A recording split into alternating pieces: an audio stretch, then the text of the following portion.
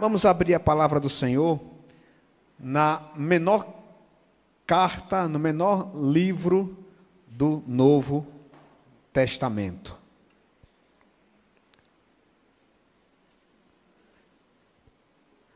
No menor livro do Novo Testamento, vamos... 3 João, né, e iremos meditar na carta inteira, né? Na carta inteira, só são 14 versículos, né? Então, não temos visitantes, mas temos aqui nosso irmão Luiz, né, que está conosco, né? Deus abençoe, Luiz. O pastor Oséias também aqui conosco, muito nos alegra, né? É uma alegria estar aí com os irmãos, né? Terceira carta do apóstolo João. Tem como projetar? Terceira carta, depois volta para o slide.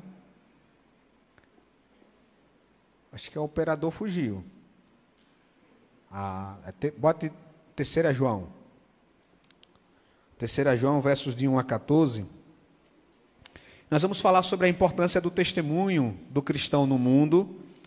E essa é uma carta que é muito importante para nós, que justamente vai falar sobre isso.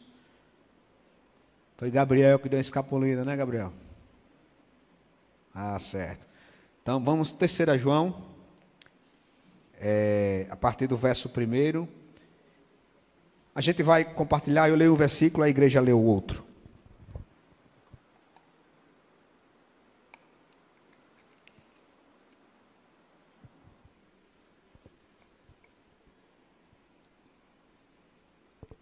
O presbítero ao amado Gaio, a quem amo na verdade.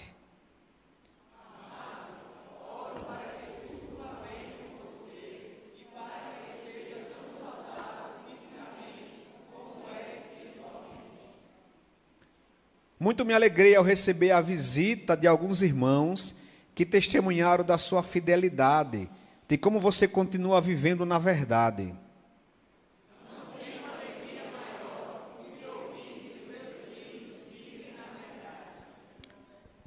Amado, você é fiel no que está fazendo pelos irmãos, apesar de não conhecê-los.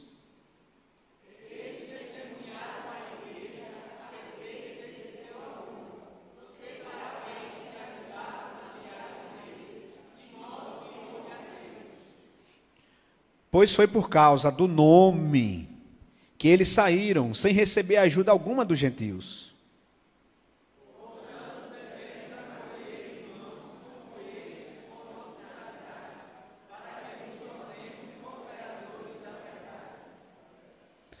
Escrevi algumas palavras à igreja, mas Diótrefes, que gosta muito de ser o primeiro entre eles, não nos recebe.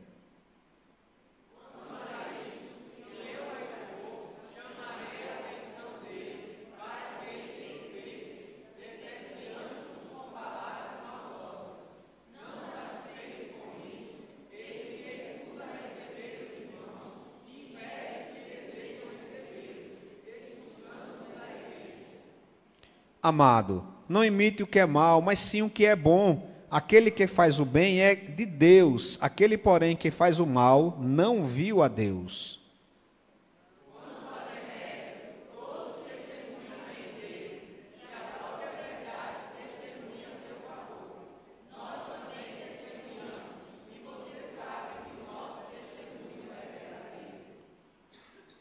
Tenho muito a escrever a você, mas não desejo fazê-lo com tinta e pena.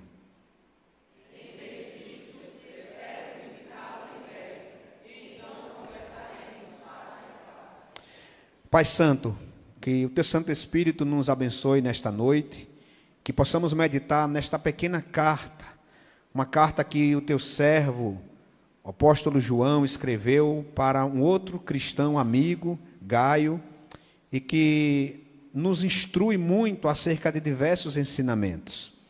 Que possamos aprender com esta carta simples, direta, bela, a como darmos bom testemunho de nossas vidas no mundo em que nós vivemos. Ajude-nos a sermos como Gaio, como Demétrio, como o próprio João, e que não sejamos como Diótrefes, dando mau testemunho neste mundo. Ajude-nos a andar de acordo com a verdade, para que tenhamos testemunho dela, assim como nosso irmão amado Gaio a teve. Em nome de Cristo Jesus que nós oramos. Amém. Meus queridos irmãos e irmãs, quão importante é a nossa pegada neste mundo. Para aqueles que gostam de ecologia, existe um indicador, por assim dizer, que é pegada ecológica. A pegada ecológica fala o seguinte: olha, quanto mais a gente vive aqui na Terra, mais nós deixamos um rastro de destruição. Porque a gente consome, né? A gente mata animais para comer, a gente bebe água, a gente respira, a gente tira frutas das árvores, isso faz parte. Só que alguns degradam mais que outros. E a essa quantidade que você faz de degradação ambiental, dá-se o nome de pegada ecológica. Então, tem gente que tem uma pegada bem forte, ou seja, usa muitos recursos ambientais. Tem outro que diz, não, espera ainda, se eu não vou comer esse passarinho, porque eu vou matar esse passarinho com baleadeira? Eu matei 2 passarinhos na minha vida, até hoje eu me arrependo. Né? Parece que o bichinho queria morrer, porque ele ficou bem pertinho, mas não vou falar sobre isso não. Então, tem gente que tem uma pegada ecológica menor, ou tem uma pegada ecológica maior. Como cristãos, nós também, o que poderíamos chamar de uma pegada de testemunho. Nós damos testemunho por onde quer que nós passemos. Esse testemunho, quer você queira, quer não, você vai fazer. O viver sem Cristo é um testemunho de uma pessoa que vive sem Cristo, que abraça ideologias contrárias a Cristo. Um testemunho de um cristão, mais ou menos, é um testemunho mais ou menos. Um testemunho de um cristão que vive as virtudes, que vive o Evangelho de Cristo, é um testemunho positivo. E quando a gente fala de testemunho, a gente precisa compreender que estamos diante de uma coisa muito importante nas nossas vidas, qual seja, qual a imagem que nós passamos para as outras pessoas? O que as outras pessoas dizem sobre nós? O que as pessoas veem em nós?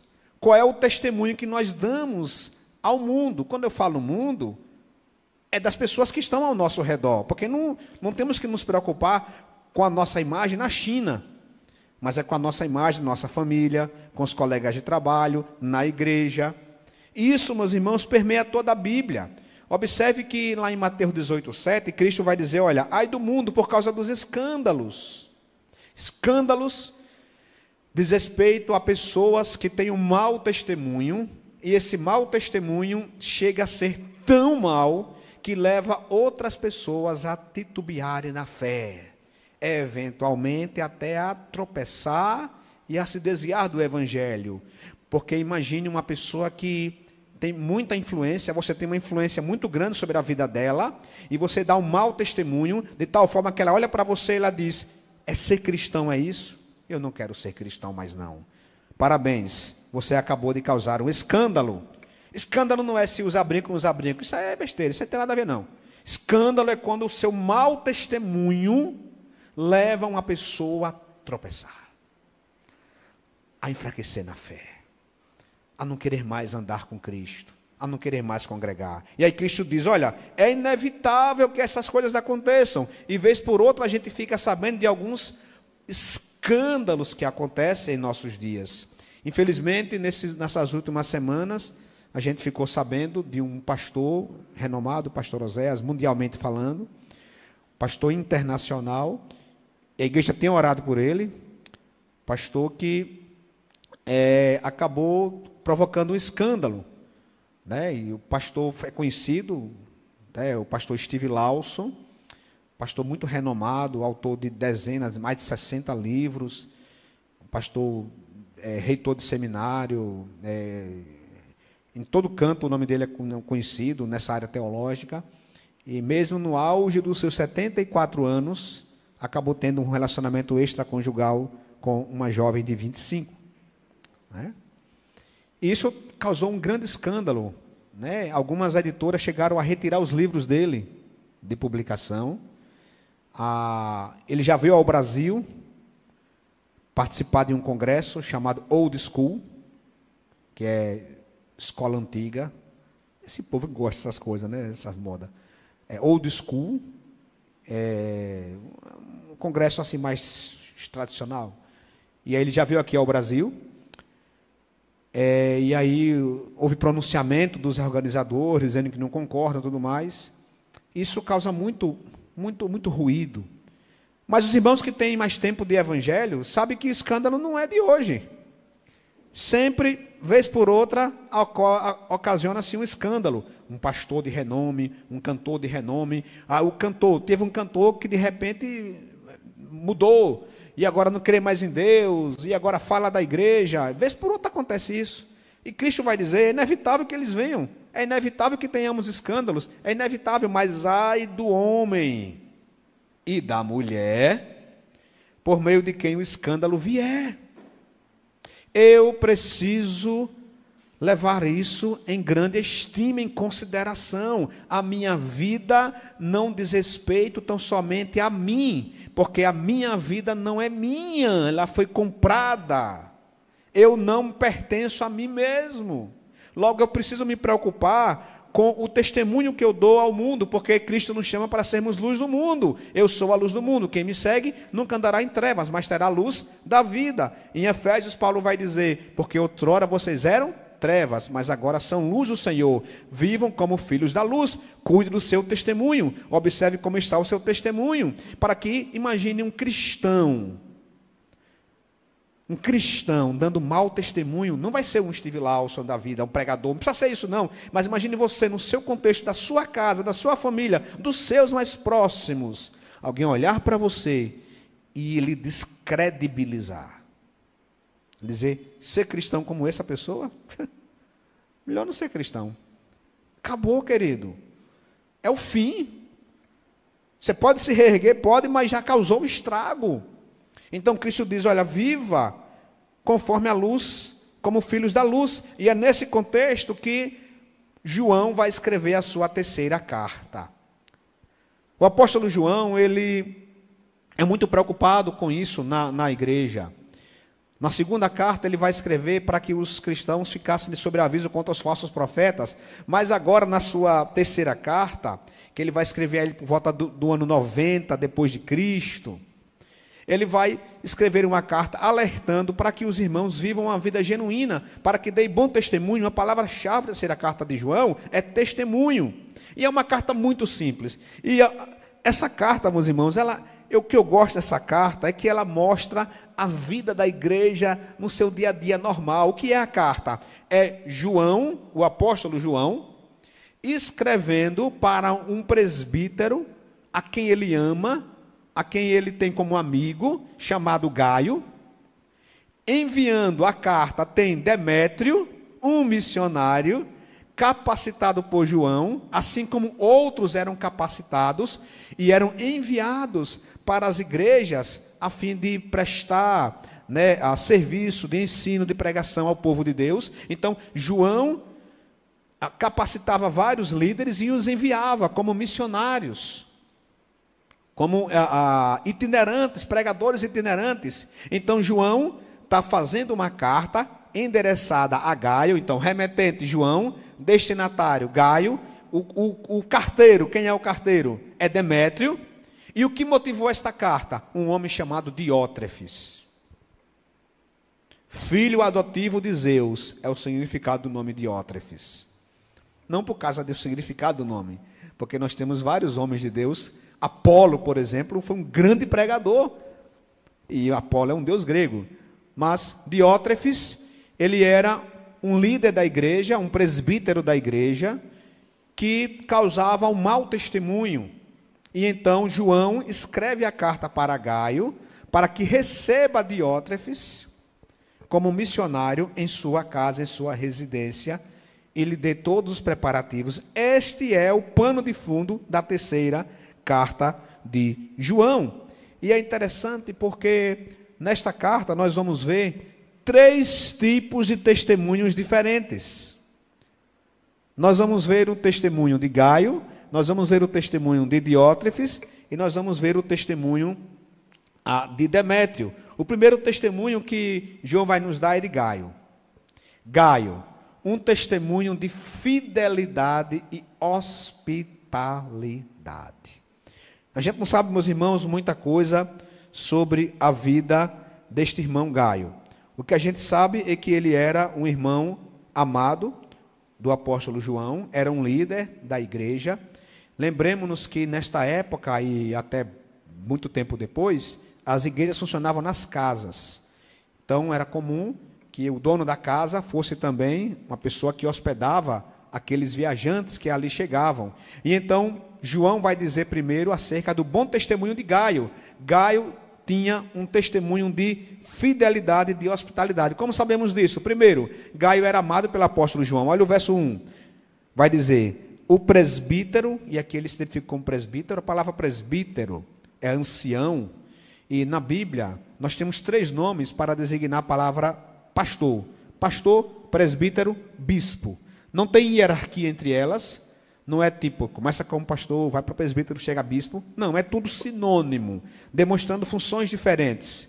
Enquanto o pastor, papel mais de apacentar, o presbítero, essa parte mais do ensino, mais do ancião, que passa a autoridade, que passa ali as orientações. E bispo tem a ver com liderança, bispo ou episcopo, aquele que está observando, que detém a visão. Então são apenas funções do mesmo ofício. Então ele diz, o presbítero é o amado Gaio, a quem eu amo na verdade. Então, Gaio era um homem que tinha um bom testemunho primeiro, porque ele era amado por João, mas também ele tinha uma vida espiritual saudável. Olha o versículo seguinte, amado, oro para que você tenha boa saúde e tudo lhe corra bem, assim como vai bem a sua alma. João não tinha notícias de como estava a saúde de Gaio, mas ele conhecia a alma de Gaio. Ele conhecia o bom testemunho de Gaio. E ele podia testemunhar de que a alma de Gaio, ou seja, o seu ser espiritual, a sua vida, seu testemunho, ele era um homem próspero. Então ele diz, olha, oro para que tenha boa saúde e lhe corra tudo bem. Isso aqui a gente abre um parênteses, que nós devemos orar pela saúde uns dos outros. Isso faz parte, olha aqui. Oro para que você tenha boa saúde. O crente fala, não, pastor, eu estou mal, a pior, mas tem que ser assim, é porque Apocalipse está chegando. Não, meu irmão, não tem a ver com Apocalipse, não. O irmão está comendo um monte de coisa que não presta, vem botar a culpa em Apocalipse.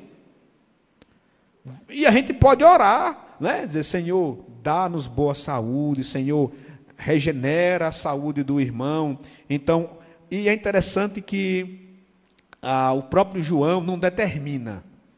Eu fico vendo o pastor Zé, desse povo, pastor Zilton, dizendo, já viu esse pastor assim? Eu determino na sua vida, você agora vai ficar supimpa, eu determino uma lipoaspiração espiritual, carnal. Aí vem o apóstolo João, nesse momento, o último apóstolo vivo, já um homem idoso, cheio de experiência, top das galáxias de maturidade, cheio do Espírito Santo, diz, olha, eu oro para que você tenha boa saúde e tudo lhe corra bem. Em nome de Jesus, amém. É a vontade do Senhor que prevalece. O que eu posso fazer é orar.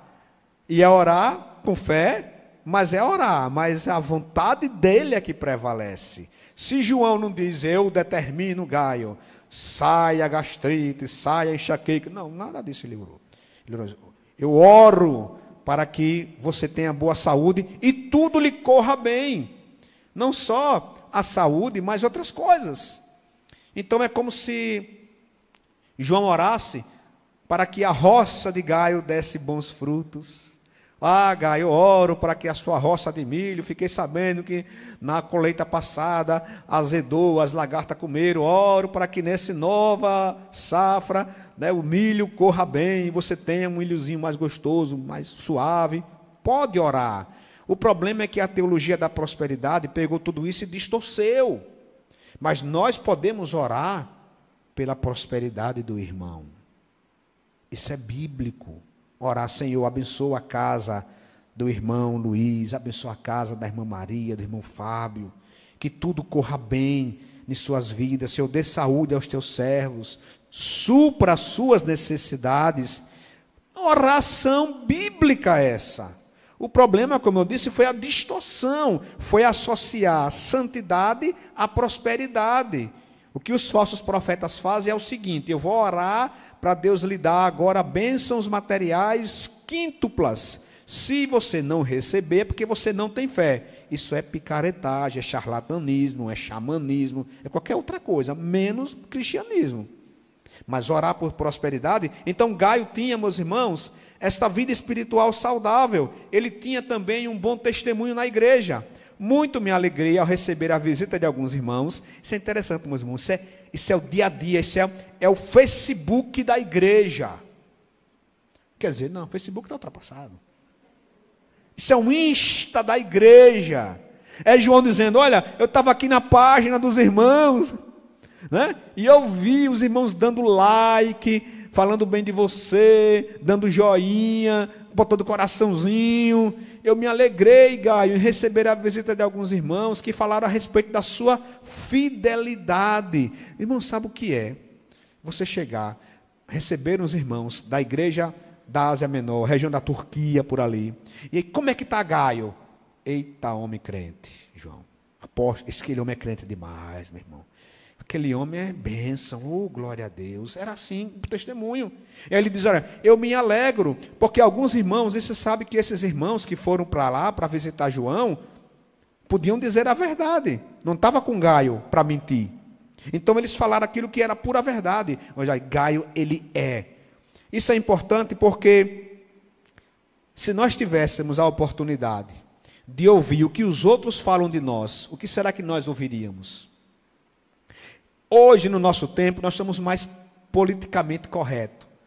Alguém chega assim, né? Vamos supor, alguém está chegando na igreja. Aí eu ligo para o pastor: pastor, como é, irmão fulano? Não, irmão, é bênção. Só isso. É bênção, irmão. Tem umas coisinhas ali, umas coisinhas acolá, mas é bênção. Naquela época não era assim, não, irmão. Olha, o irmão é assim, assim, assim, assim. O irmão paga, mas não. O irmão pega emprestado, mas não paga. O irmão é papapá. O irmão é comilão. O irmão papapá. Ele dizia tudo. Então, não tinha esse negócio de passar a mão na cabeça, não. Era o dossiê do irmão. E nós precisamos, meus irmãos, orar para que quando alguém perguntar para outro sobre nós, nós não tenhamos uma pessoa que fale apenas o politicamente correto. Que fala: o irmão é uma bênção, o irmão tem seus problemas, mas o irmão é uma bênção. Não. Oremos para que outros falem de nós aquilo que falaram acerca de Gaio. Ele é um irmão fiel, é um crente genuíno, é uma pessoa comprometida com o Evangelho, uma pessoa comprometida com a igreja de Cristo. Nós precisamos orar por isso. Nós oramos por tantas coisas. Nós oramos por isso, pedimos aquilo. Precisamos também orar: Senhor, me dê a alegria de ter um bom testemunho entre os meus. Há pessoas que têm um mau testemunho, meus irmãos, dentro da igreja e fora da igreja também. Há pessoas que, quando você pergunta: você é colega de fulano? Ele é da igreja. Fulano é crente? Pois. Cicrano, ele está dizendo ali que fulano é crente. Aí, não quer dizer nada não, né? Mas, Deus que julga, né? Mas ele é crente? Olha o testemunho do abençoado. Meus irmãos, isso é muito sério. Cristo nos chamou das trevas para a luz, para que vivamos na luz. Porque quem vive nas trevas não pode ter enxergado a luz. Então ele tinha esse testemunho, e ele diz: olha, não tenho alegria maior do que ouvir que meus filhos estão andando na verdade. Presta atenção agora, queridos.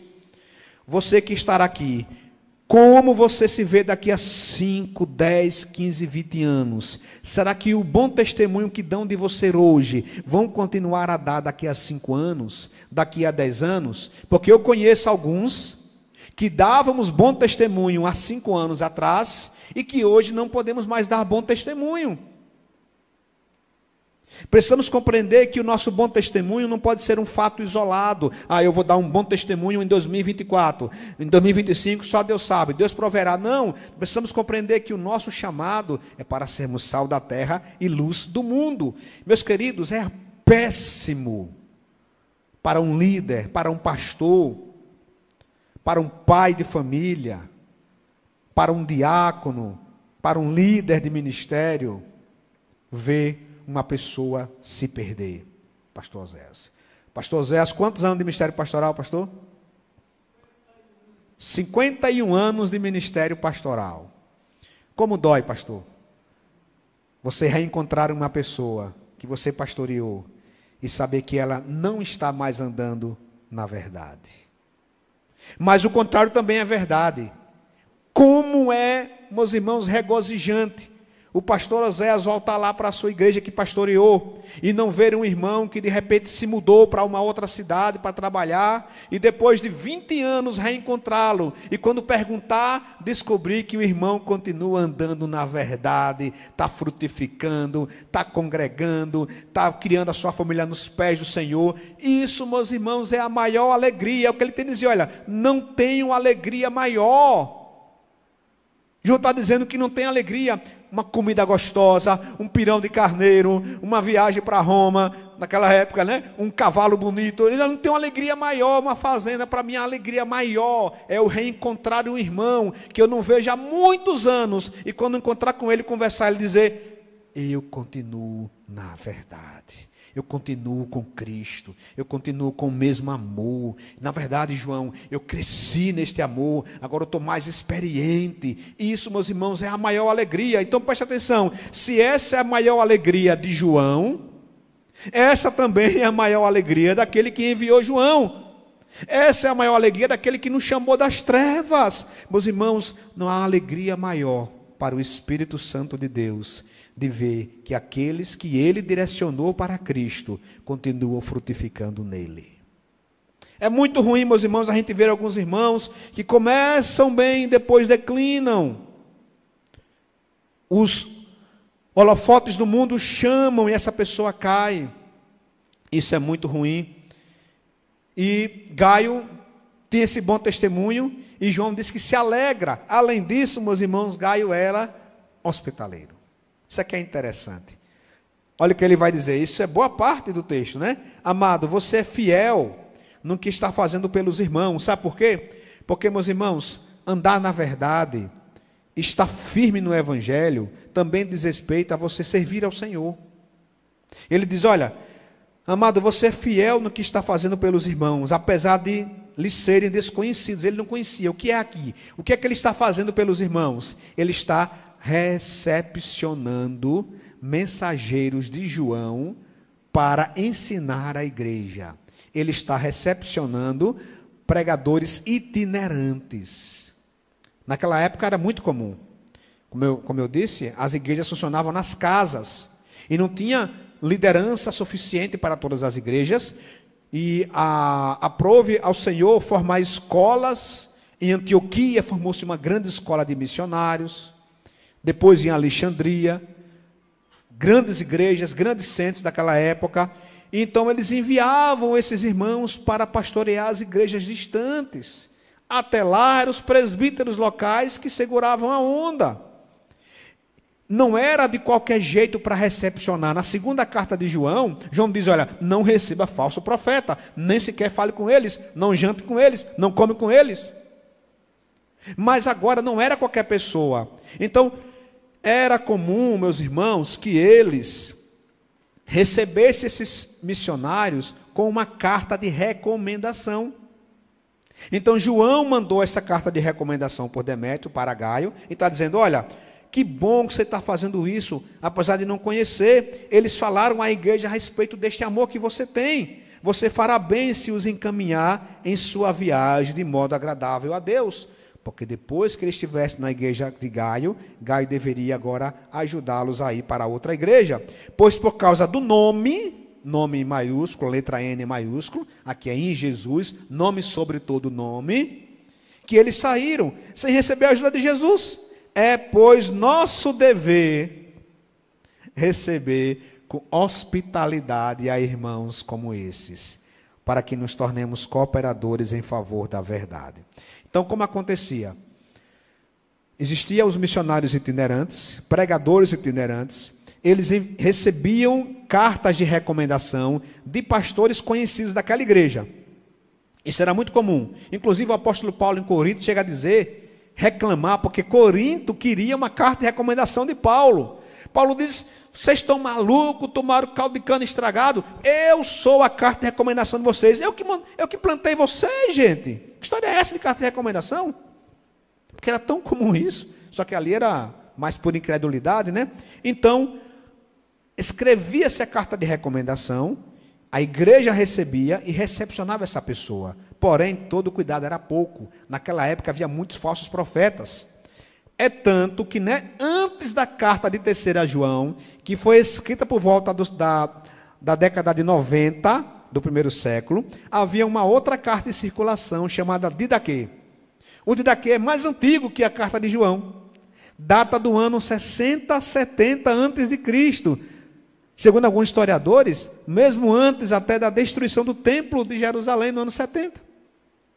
E nesta carta, que circulava muito, essas cartas eram circulares, essa carta era muito comum na igreja primitiva. Ela não entrou no cânon sagrado, porque tinha algumas questões, mas acerca de falsos, acerca de hospedar um irmão, olha o que ela dizia. Ela dizia o seguinte, olha, todo missionário que vem até você deve ser recebido como o próprio Senhor.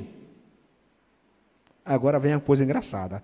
Ele não deve ficar mais que um dia, ou se necessário, mais outro. Se ficar 3 dias é um falso profeta. Pegaram pesado. Não é assim, não pode fazer uma conferência de 3 dias, pastor. Imagina, pastor Zildo, se ficar 3 dias é falso profeta. Mas é porque era o medo de recepcionar um falso profeta. E tem mais. Ao partir, o missionário não deve levar nada, a não ser o pão necessário para chegar ao lugar onde deve parar. Se ele pedir dinheiro, é um falso profeta. Olha que coisa, Didaquê, muito cuidado. Então seria assim, vem um missionário para cá, aí diz, olha, preguei, você quer ficar aqui quantos dias, meu irmão? Quero ficar 3, aí, vamos ficar 2? Tá bom, 2, pastor, ok. Né? Se fosse seguir o Didaquê, não precisa seguir não, né? Não é Bíblia não. Aí, tá bom, meu irmão. Irmão é para onde agora? Eu vou lá para a PIB de São Cristóvão. Ok, PIB de São Cristóvão, caminhando, rapaz, não bebe água, e rapaz, você vai demorar aí umas 8 horas. Você quer quantos pães? Eu acho que você vai almoçar, só almoçava pão, jantava pão, né? Olha, eu vou lhe dar R$20 de pão. Acho que dá. Ô pastor, bota 50 de pão. Ih, falso profeta. Era estreito, né? Ô pastor, bota R$5 aí nessa cola de pão. Ih, falso profeta. O coitado só tinha que levar pão. Só podia levar pão para caminhar até São Cristóvão. E água, né? Porque, meus irmãos, olha, hoje a gente passa a mão na cabeça de falso profeta, mas falso profeta é terrível na vida da igreja. A preocupação era tanta que se escreveu de daqui com esse rigor excessivo. Aqui é um rigor excessivo. Ainda bem que não virou Bíblia, porque não tinha como isso aqui virar Bíblia, né? Porque é um negócio que não é inspirado por Deus, né? Mas era muito importante a hospitalidade. Mas veja, a hospitalidade hoje não é só isso. Hoje é comum quando a igreja tem uma convenção ou um aniversário da igreja, a gente convida o pastor e ele fica no hotel. Mas, vez por outra, nós precisamos recepcionar um irmão em casa. Acontece. Porém, a hospitalidade, ela ultrapassa a questão da igreja local. Ela passa, por exemplo, na igreja.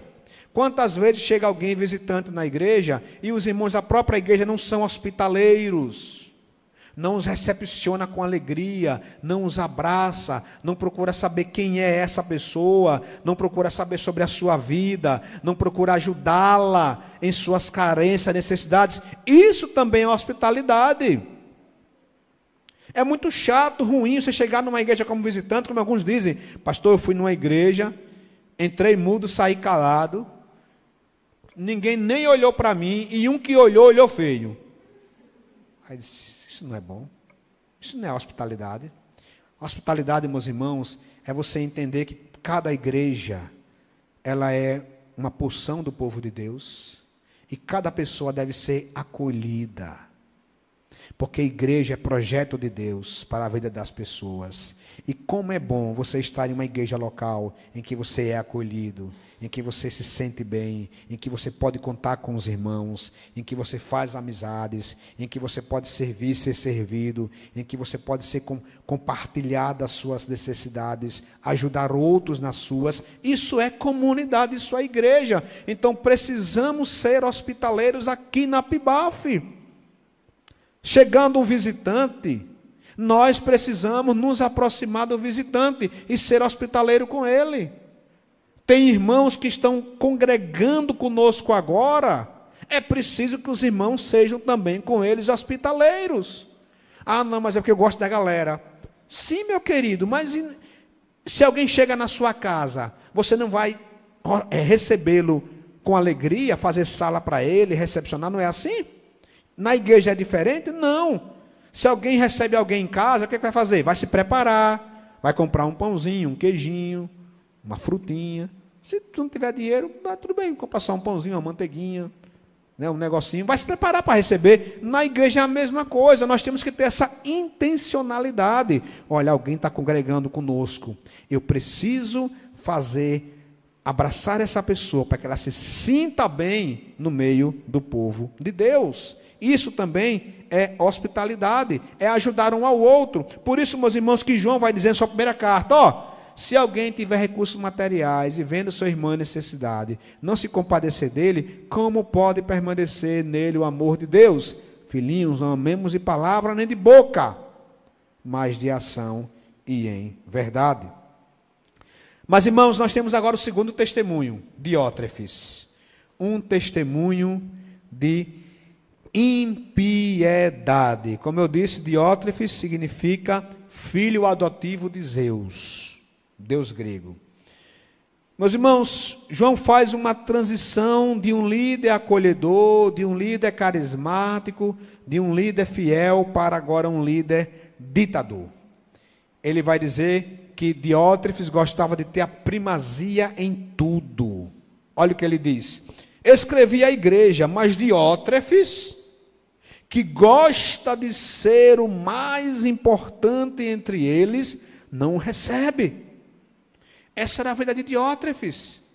Ele gostava de ser o mais importante. Meus irmãos, preste atenção, ele rivalizava com o apóstolo João. Ele ficava enciumado com o apóstolo João. Ele não podia ouvir alguém chegar na igreja e dizer: meus irmãos, graças a Deus pela vida do apóstolo João. Ele tinha ciúmes do apóstolo João. Tem irmãos que não podem ouvir um testemunho de outro que sente ciúme, só quer fazer do jeito dele. Tudo tem que ser na maneira como ele quer. Meu queridão, esse é o caminho do mau testemunho, isso é o caminho de Diótrefes. Diótrefes, por isso que ninguém botou o nome de seu filho de Diótrefes. Também não botou de Gaio, né? Mas tudo bem. Então, diz, olha, eu escrevi, mas Diótrefes gosta de ser o mais importante, eles não nos recebe, ou seja, ele tinha mandado outros mensageiros e Diótrefes cortou. Diótrefes, meus irmãos, além disso, além de gostar de ter a primazia, que significa aí querer ser o líder, gostasse de ser o primeiro, era um líder megalomaníaco. Sabe aquele líder que concentra tudo, quer tudo, ele se acha lindo, se acha maravilhoso, ele não quer rivalidade com ninguém, ele ama os holofotes, ele ama, meus irmãos, a evidência. E é interessante que Satanás aqui vai encontrar uma brecha na igreja por intermédio de Diótrefes. Qual é a brecha? Uma vez que ele estava operando à base de orgulho e da autoglorificação, a igreja poderia entrar em declínio, porque foram essas as bases que Satanás usa: orgulho, egoísmo, individualismo. Líderes sedentos por poder são maus testemunhos. Maus testemunhos. Por isso que Paulo fala para Timóteo: para na hora de buscar a liderança para a igreja, que naquela época era pastor, mas hoje pode ser pastor, pode ser diácono, líder de ministério. A gente às vezes não acrescenta pastor, mas não é só para pastor não, qualquer líder. Às vezes a pessoa, o irmão está ali, o irmão simples, o irmão era humilde, o irmão era genuíno, deu um cargo para ele, o cara vira uma fera. Um cargo que deu. Líder do ministério dos necessitados. Agora eu sou o cara. Eu sou o ministro dos necessitados. A palavra ministro significa servo. Mas a gente não gosta de tradução. Quando fala aqui, está o ministro de não sei da quê, ministro do ministério de sei das quantas, de casais, de juventude, ministro da juventude. Aí o cara vem parecendo um Chester da Perdigão, né? Peito lá em cima. Ministro da juventude. Opa, eu saúdo a igreja. A paz do Senhor. Cara, misericórdia. A palavra ministro significa servo. Servo. Escravo. Servidor. Aí Paulo diz, olha, não bote na liderança recém-convertidos, não ordene pastores recém-convertidos, ampliando, não coloque na liderança de ministério pessoas recém-convertidas, ou ainda pessoas que agem como se fossem recém-convertidas, porque tem pessoas que têm 10, 15 anos de convertidos, mas a fé, a maturidade, a sabedoria e a santidade é de um recém-convertido. Aí Paulo diz, olha, não bote essas pessoas na liderança, para que elas não se ensoberbeçam.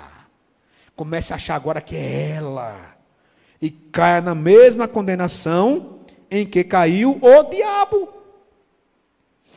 O irmão era uma bênção até ser ordenado diácono. O irmão era uma bênção até ser ordenado pastor. O irmão era uma bênção até ser colocado na liderança de um ministério. Era uma bênção até ter um cargo na igreja. Deu o cargo, ensoberbeceu. Se bebeu de si mesmo. Começa a se achar o ó do borogodó. O último bolachão do pacote. Se acha. Começa a se inflar. E diz, a igreja não me honra. O que está honrar, meu irmão? Honra, aqui não é hora de honra, não. A gente às vezes faz homenagens, porque podemos e devemos fazer, mas aquele que recebe a homenagem não deve de maneira nenhuma buscá-la, viver em função dela. A gente como igreja tem que honrar a quem deve honra, quem honra, honra, mas nunca você deve buscar a honra. Ficar com o pirex na mão recebendo a honra. Eu quero ver se o pastor não vai me citar. Eu quero ver se o pastor não vai me chamar. Então a soberba acaba com muitos ministérios e com muitas vidas. Diótrefes também, meus irmãos, ele era maledicente. Portanto, se eu for, disse João, chamarei a atenção dele para o que está fazendo com suas palavras maldosas contra nós. Meus irmãos, esse homem, além de se achar o cara, além de ficar querendo a liderança, ele chegava a falar mal de João. Eu fico imaginando o que ele falava, Wilson, mal de João. Esse João aí, só porque é apóstolo, andava com Jesus. Será que ele andou com Jesus mesmo? Alguém tirou foto dele com Jesus? Eu nunca vi ele com Jesus. Eu nunca vi no Instagram dele uma foto dele com Jesus. Ele falava, meus irmãos, falava mal de João. Uma pessoa que falava mal do apóstolo João. Você imagine a competência desse cidadão. E aí João diz com todo temor, com toda paciência, quando eu for. Aí eu acho que João demonstra assim, uma pessoa mais pacífica, né? A gente deveria ler assim, olha, portanto, irmão, se eu for, eu vou chamar a atenção dele. Acho que a tonalidade seria essa, né? Eu vou chamar a atenção dele, o que ele está fazendo com suas palavras maldosas contra nós. Uma paciente, na tranquilidade. Se ele quisesse orar, se João orasse, meus irmãos, e dissesse, pai, levaria Diótrefes. João, se quisesse orar, dizer, pai, tira aí, viu? Apóstolo João, meus irmãos, estamos falando do discípulo amado. Mas João diz, olha, quando eu for, eu vou chamar a atenção. para que ver se de repente, de alguma forma aí, né, ele repense sobre as suas ações. Diótrefes gostava, meus irmãos, de se projetar falando mal dos outros. Conhece gente assim? Ela se promove rebaixando o outro. Ela se promove rebaixando o outro. Ela chega numa área, no trabalho, no ministério, na família, em qualquer lugar, e diz, olha, não, fulano aí, rapaz, não faz serviço direito, não. Não, fulano aí, nada, ele faz tudo errado. Ela fala mal do outro para que ela ocupe o lugar dela. Ele era maledicente. Maledicente, meus irmãos, é aquela pessoa que promove fofocas, que promove palavras maldosas contra as pessoas.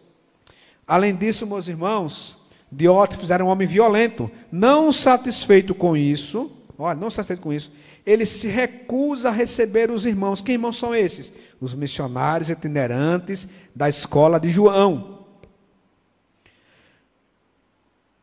Impede os que desejam recebê-lo e os expulsa da igreja. Meus irmãos, imagine, Diótrefes, ele fala o seguinte, olha, meus irmãos, ninguém aqui vai receber os missionários que o apóstolo João envia. Se alguém receber, nós vamos excomungar, nós vamos expulsar, tirar do rol de membros. Esse era o Diótrefes. Olha a qualidade dessa pessoa. Ele intencionalmente, além de contrariar as regras da hospitalidade cristã, de não querer receber os missionários, ainda impedia o avanço da palavra de Deus. Porque ele falou, olha, ele podia dizer, olha, eu não vou receber não, mas se alguém quiser receber, receba. Não, ele não recebia e impedia a igreja que recebesse. Por quê? Por que será? Porque ele queria ter a primazia em tudo. Você imagina, meus irmãos, a pregação de Diótrefes, porque ele era presbítero. Era ele que pregava, possivelmente ficava revezando com Gaio, mas como ele era um líder autoritário, megalomaníaco, psicopata, e ele gostava de ter a primazia de tudo, era muito provável que ele escanteasse Gaio, e ele ficasse pregando direto. E aí, João mandando um discípulo dele, imagine a pregação de um discípulo de João. Aí a igreja dizia, eita, que palavra abençoada. Aí Diótrefes se morria de raiva. Não vou receber mais não esses discípulos de João não. Porque imagine um discípulo, imagine alguém sendo formado por João. Discípulo amado. Trazia aquela mensagem linda. E isso causava ciúmes em Diótrefes, que queria ter a primazia de tudo. Por isso que ele não recebia essas pessoas. E aí, meus irmãos, a gente aprende uma coisa muito importante aqui, que é, muito cuidado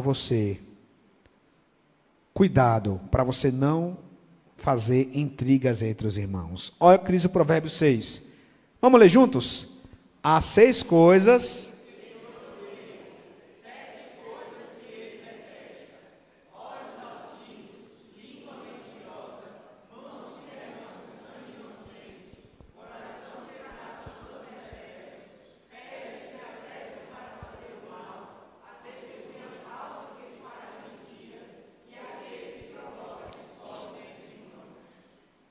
Provocar discórdia entre irmãos, Deus detesta. Em terceiro lugar, meus irmãos, Demétrio. Demétrio agora é um missionário. Demétrio é um testemunho agora de integridade, de alguém que não mede esforços para ir até a região da Turquia, da Ásia Menor, enfrentar obstáculo, pegar barco, cavalo, carroça, caminhada, assolação, pão. Lembra? O povo usava muito, viu, o didaquê. Então, era pão. Porque o didaquê era mais famoso que alguns livros da Bíblia. Então, não tinha luxo, era pão. Então, Demétrio, meus irmãos, não media esforços para pregar o Evangelho de Jesus Cristo. E então, meus irmãos, Demétrio tinha um testemunho em diversas áreas da vida. Primeiro, ele era digno de ser imitado. Amado, não imite o que é mal, mas sim o que é bom. Aquele que faz o bem de Deus, aquele que faz o mal, não viu a Deus. Demétrio, meus irmãos, Gaio não deveria imitar Diótrefes, mas sim Demétrio, que era um missionário, né, aprovado por Deus, aprovado por João, e que estava levando a carta de 3 João. Estava levando a carta. Então qual era a ideia? Gaio, receba Demétrio em sua casa, hospede ele, dê pão e um leite também, não fique só nesse pão com água não, isso é muita ruindade, né? E faça-o falar na igreja. Eu vou para aí já, e eu vou fazer silenciar a Diótrefes. Então, esse é o motivo da carta. Então, Demétrio tinha também testemunho dentro e fora da igreja. Aqui João vai dizer, quanto a Demétrio, todos dão por bom testemunho dele. Quem é Demétrio? Quem está levando a carta. Para quem? Para Gaio, que está na igreja, que funcionava na casa de Gaio. Inclusive a própria verdade dá testemunho. Nós também damos, e você sabe que o nosso testemunho é verdadeiro. Então ele tinha um bom testemunho de todos, dentro e fora da igreja. Ele tinha um bom testemunho da própria verdade, olha, inclusive a própria verdade, aqui simbolizando o próprio testemunho de Cristo. Cristo atesta o bom testemunho de Demétrio. Receba ele, coitado. Ele está querendo só se hospedar aí para poder pregar o evangelho. Ele não quer dinheiro, ele não quer fama, ele não quer holofote, que ele quer pregar o evangelho. Gaio precisava recepcioná-lo, porque ao recepcioná-lo estaria recebendo o próprio João, e por tabela o próprio Jesus, porque Demétrio também tinha um testemunho do próprio João. Ele vai dizer, olha, nós também damos testemunho dele, e você sabe que o nosso testemunho é verdadeiro. Meus irmãos, isso aqui é uma coisa interessante, porque o testemunho do cristão no mundo ele é importante, porque ele reflete o corpo de Cristo. E Cristo tem os seus espalhados por toda a face da terra. Então, Cristo tinha os seus lá na igreja de Gaio, na igreja com João. João envia Demétrio, que é seu, para a igreja de Gaio. Essas pessoas pertencem a Cristo. Isso me faz lembrar lá do apóstolo Paulo, lá em Atos 18. Olha o que Cristo vai dizer. Cristo vai dizer, olha, certa noite, o Senhor falou a Paulo em visão, não tenha medo, continue falando e não fique calado, pois eu estou com você e ninguém vai lhe fazer mal ou feri-lo, porque eu tenho o quê? Eu tenho muita gente nesta cidade. Será que nós podemos estar enquadrados nisso, no testemunho de Cristo? Será que Cristo pode dizer, olha, lá no bairro tal, lá em Aracaju, lá em qualquer outra cidade, lá naquele prédio, eu tenho gente minha lá. Isso é o testemunho que temos que dar, meus irmãos. Cristo tem que dizer, olha, eu tenho gente lá no Prestígio Residência, onde eu moro. Eu tenho testemunho lá na Canal 4, na rua tal, na Farolândia, no condomínio X. Meus irmãos, essa questão de pertencimento, isso é maravilhoso, meus irmãos. Já imaginou a gente ouvir isso de Jesus? Tem gente minha nesse trabalho. Eu tenho gente minha nesta empresa. Eu tenho gente minha nesta repartição pública. Eu tenho gente minha lá nesta casa. Nós somos gente de Jesus. Mas se não dermos o bom testemunho, nós precisamos reavaliar. Meus irmãos, no final da sua carta, João vai se despedir. E ele se despede antes, lembrando que Paulo fala em 1 Coríntios 11:1, disse, tornem-se meus imitadores, como eu sou de Cristo. Então João vai se despedir, João vai dizer, olha, tenho muito que lhe escrever, mas eu não quero fazer com pena e tinta, até porque era caro, o papiro é caro, escrever é caro, dá um trabalho naquela época. Se escrever hoje dá trabalho, uma redação do Enem, o povo tudo ficasse morrendo, imagine naquela época. Tudo muito difícil, material, tudo era caro. Aí João diz, olha, eu quero falar muita coisa para vocês. Tanta coisa eu quero falar para vocês, Gaio. Ah, Gaio. Eu vou na igreja de vocês. Meus irmãos, isso é interessante, porque esse finalzinho mostra, o que eu gosto dessa carta, como eu estava dizendo, é esse dia a dia da igreja. A gente precisa olhar, meus irmãos, para as congregações, como João olha para esta igreja. Aí você vai numa congregação, tem lá 15 irmãos. Você fala, pastor, 15 irmãos, 10 irmãos. A igreja de Gaio não era maior que isso, não. Era igreja simples, igreja com pouca gente. Mas, meus irmãos, o povo de Deus precisa ser pastoreado. O povo de Deus precisa ser acolhido. Não importa se a igreja é grande, se tem 10 pessoas. Nós precisamos acudir esse povo, estar com esses irmãos, estar próximo desses irmãos, abraçar esses irmãos. A igreja de Gaio era pequena, era na casa de Gaio. Ficava distante. Mas João não mede esforços em mandar Demétrio para lá para ajudar. Ainda diz, olha, eu vou para aí. Já é um idoso, meus irmãos. Ele já é um idoso, mas eu vou. Vai ser difícil pegar a carroça, eu vou, porque eu tenho muito para falar com vocês. Vocês não conhecem muita coisa ainda, vocês não têm um pastor fixo aí, tem uns presbíteros locais que se revezam no ensino, na instrução. Eu vou aí, eu quero falar para vocês sobre a vida após a morte, como vai se dar o estado intermediário da alma. Eu quero falar para vocês sobre a Nova Jerusalém. Eu quero falar para vocês sobre a graça de Cristo Jesus. Eu quero falar para vocês sobre essa questão do Antigo Testamento e Novo Testamento. Ainda hoje temos dúvidas. Imagina naquela época. E como é que é isso, Paulo, João? O Antigo Testamento acabou, não acabou? Como é que estão as leis? Eu vou aí. Eu quero conversar com vocês de viva voz. Quero conversar com vocês face a face. Que amor pela igreja, meus irmãos. Um punhado de gente. Num lugar muito, muito distante. Sem estrada. Sem transporte adequado. Por que tudo isso? Porque a igreja, meus irmãos, é um privilégio. Eu quero concluir lembrando o texto Filipenses 2, 14 e 15. Vamos ficar de pé? Vamos ler juntos esse texto que resume o nosso bom testemunho que devemos ter na terra. Todos juntos? Façam tudo sem queixas nem discussões, para que venham a tornar-se puros e irrepreensíveis, filhos de Deus inculpáveis, no meio de uma geração corrompida e depravada, na qual vocês brilham como estrelas do universo. Que sejamos, meus irmãos, nessa história de 3 João, nós temos 3 pessoas, mas 2 são bons testemunhos, só um é um mau testemunho.